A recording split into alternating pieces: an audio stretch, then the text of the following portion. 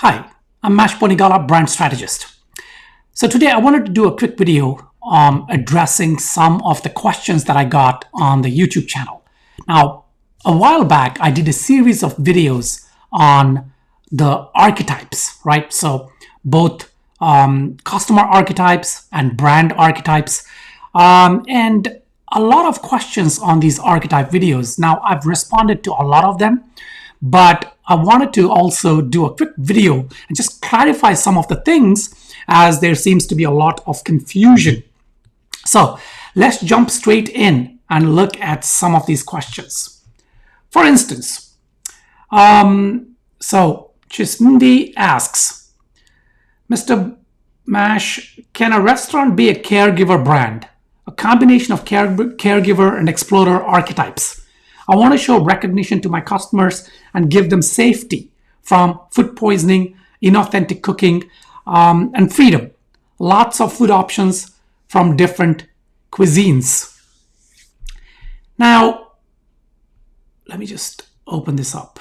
Okay, so I have responded, and what I want to really say is that when you're picking archetypes for your brand, don't pick them based on the features of your product or service, right? So for in this case, a restaurant, and they want to pick caregiver archetype because they want to show safety, food poisoning and all that, which is good.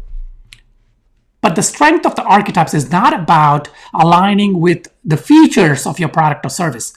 The strength of the archetypes is aligning with the worldview of your audience. What does that mean?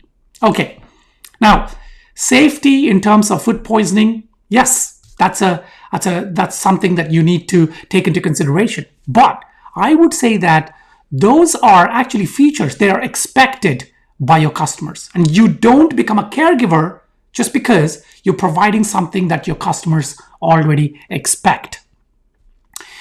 A caregiver would be more about the overarching kind of care that would align with the worldview of your audience about what they care about, right? So it's not just about you being their caregiver, but it's also about what they care about and being caregiver in that sense.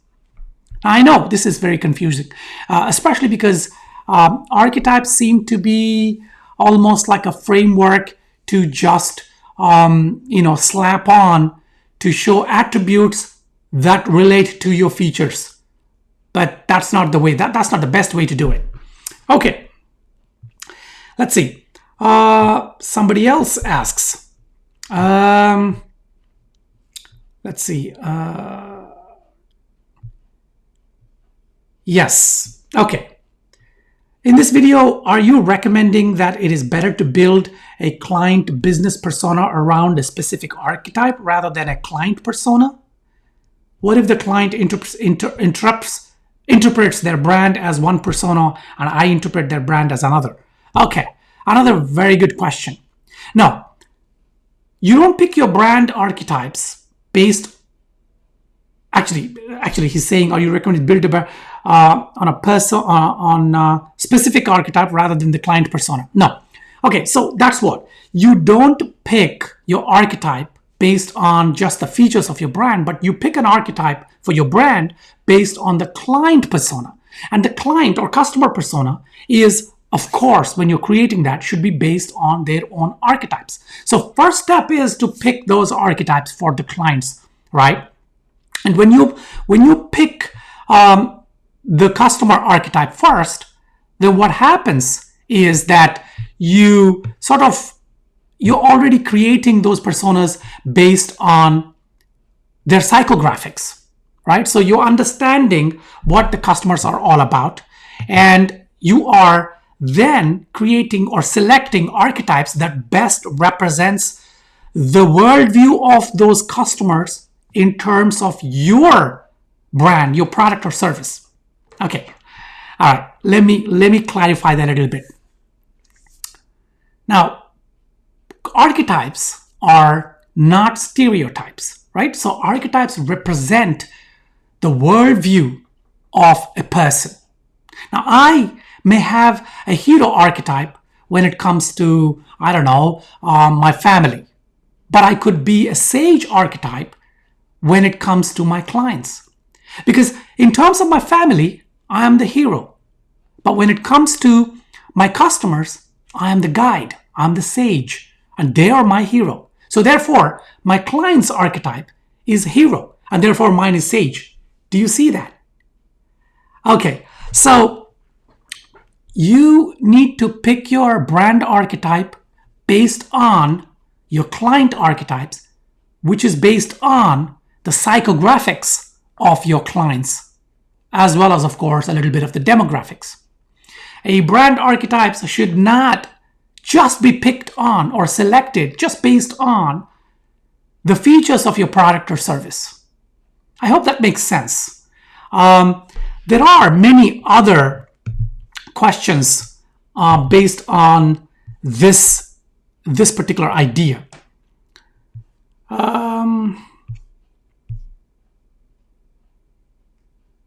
Okay.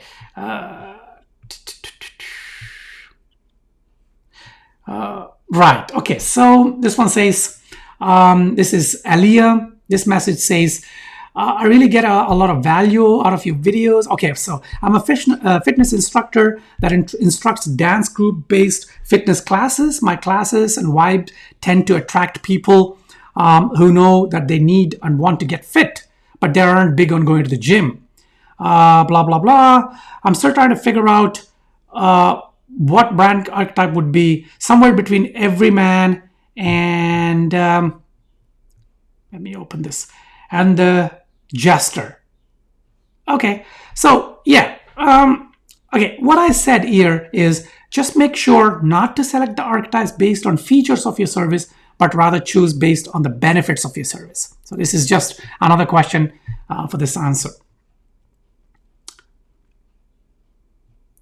And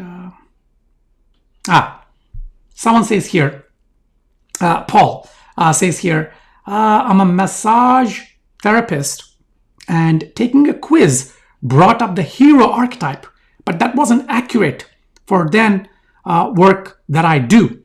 The magician is the correct archetype for my brand as I help people step into healthy change. So what I'm really doing is help people connect with their inner hero so they can take better care of themselves. Okay, so this makes a little bit of sense. And so in this case, Paul is picking the archetype based on what Paul thinks is his customer's archetype, which is the right way to do it. If you feel, now there is no rule of thumb that if you feel your customer archetypes are a hero, that you need to pick a sage. No, it depends on whether you want to be complementary to your client's archetype or you want to be opposing, because sometimes opposing works better than being complementary. Do you see what I'm saying? Like, for instance, if you feel that your audience is caregiver, typically a complementary would be a sage or magician.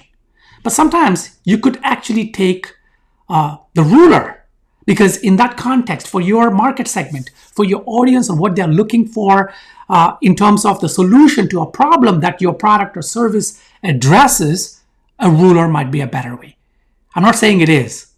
So the only reason I'm mentioning this is for you to think through all different aspects when you're picking your attributes, right? So I hope that is useful. I know it was a quick and dirty video, not much of structure to it, but it just shows what is how an archetype should be selected. Just a hint, right? So I hope you enjoyed this video. If you haven't already subscribed, please do subscribe, and I will make more clarifying videos, maybe addressing some of these questions that I get on YouTube, or go back to topics that I did in the past and give more clarity to them. All right, till my next video, take care.